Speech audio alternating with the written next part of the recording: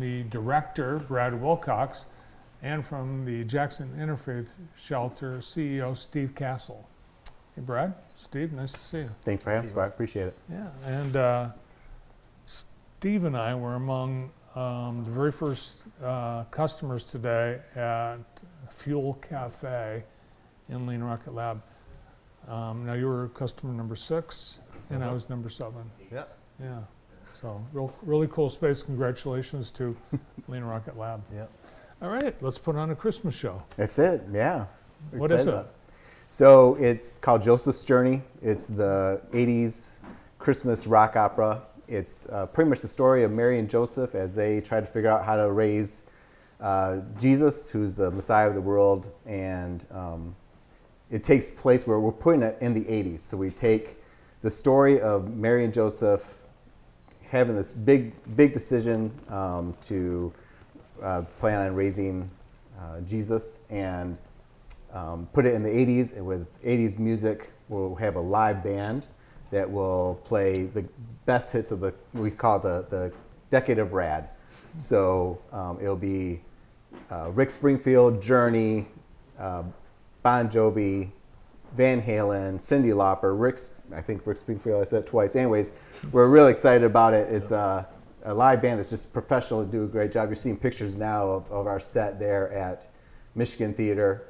We'll be performing it this coming Saturday and Sunday at 6 o'clock. Free admission. One of the things people do, they dress up like us. So here's the cast from 5 years ago. It's the last time we did it. They will dress up. People will dress up. They'll come up and get pictures with the Rubik's Cube because it's a huge Rubik's Cube on stage. So it's just a fun time to bring your family. We have a lot of people that just love coming and celebrating the 80s, but celebrating Christmas too. Yeah, so you two, I believe, were both born in the 80s, so you really don't know much about... Oh, I was born in the 70s. This young Okay. man was I probably was in the 83, so Yeah. just kind of skimmed through. So Yeah, you've cobbled together some, I think, pretty 80s outfits. Good job. Thank you. A little Back to the Future. Yeah, are you in the show? I'm not. I just direct it, so I'm backstage. Okay. So we've got a great cast. In fact, we did it 5 years ago, and this pretty much the same cast is doing it again. Same band's doing it again. They love it that much. They're eager to do it again. They're excited about it. They've been working hard.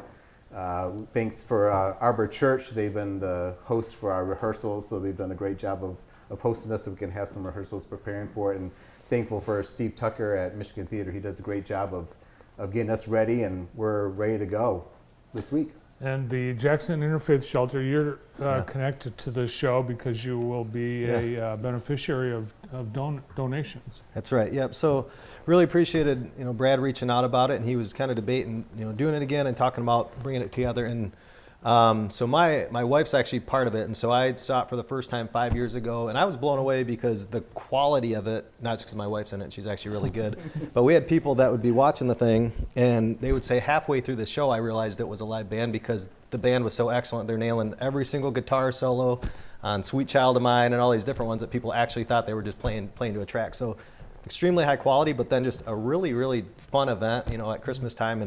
And kind of like what I love about your show, where you just bring the whole community together. This is one of those just fun events, that people can come to, and even people with younger kids that, think, oh, I wish my kids knew a little bit more about the 80s. It's just a really fun kind of exposure.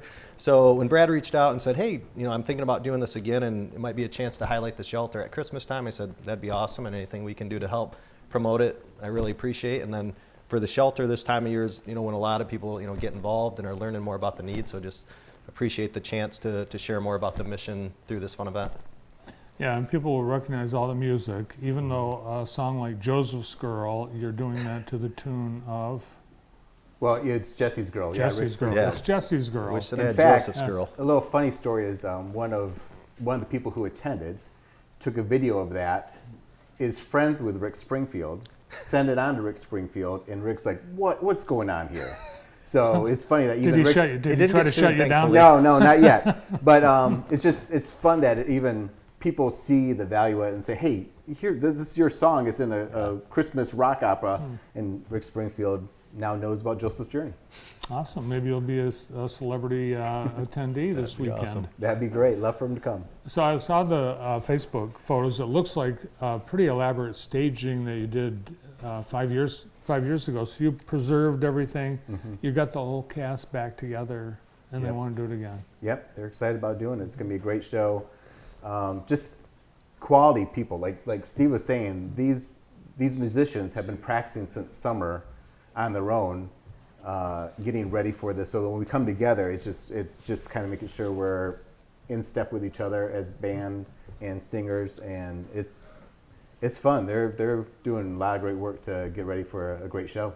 We have so many talented people in town. Are you drawing from our local musicians for this cast? Everyone's local. Everyone's from the Jackson County area. So it's nice because we can get together pretty easily and rehearse, but they're just great people that, one of my qualities of bringing a cast together is, do they have a heart to serve and be kind to each other, not prima donna-ish, And this is what the cast is. If you see them on stage and you think, oh, they're kind of, they seem like a nice guy. Yeah, they're a nice guy, a nice lady. They're just a good group, like Steve said. His wife's in it, and she does a great job. It's just good people, easy to work with. No prima donnas, but one Madonna. That's right. One Madonna. Exactly. Yes, Mary is in it. That's true. The real Madonna. Well, it sounds really exciting, and I hope I get two chances to see it. Right? That's right. Saturday and Sunday. This Saturday and Sunday at 6 p.m. Michigan Theater, right downtown. All right, free admission, but if you want to support the Interfaith Shelter, they'd love to receive your support. And can I mention real quick too, the Michigan Theater really appreciate each year they've been doing a Christmas tree thing. So on the second floor, a lot of nonprofits around the city have Christmas trees decorated, and the local community can vote for their favorite tree. So if people, whether it's at the event, go upstairs and check out the trees and give it a vote, or in between if some other event's going on. Shout out to Michigan Theater and Steve Tucker and the team for doing that, and just want to share that as well, since that's where the event's happening. Yeah, make sure there's a number of events this week, so make sure you make it to the second floor. And coming in April, the return of Jesus Christ Superstar at the Michigan Theater. All right, thanks guys. Thank you, Bart. Appreciate it. Yeah, have a great show, break a leg. Thank you. The director of Joseph's Journey, Brad Wilcox, and Steve Castle from the Jackson Interfaith Shelter.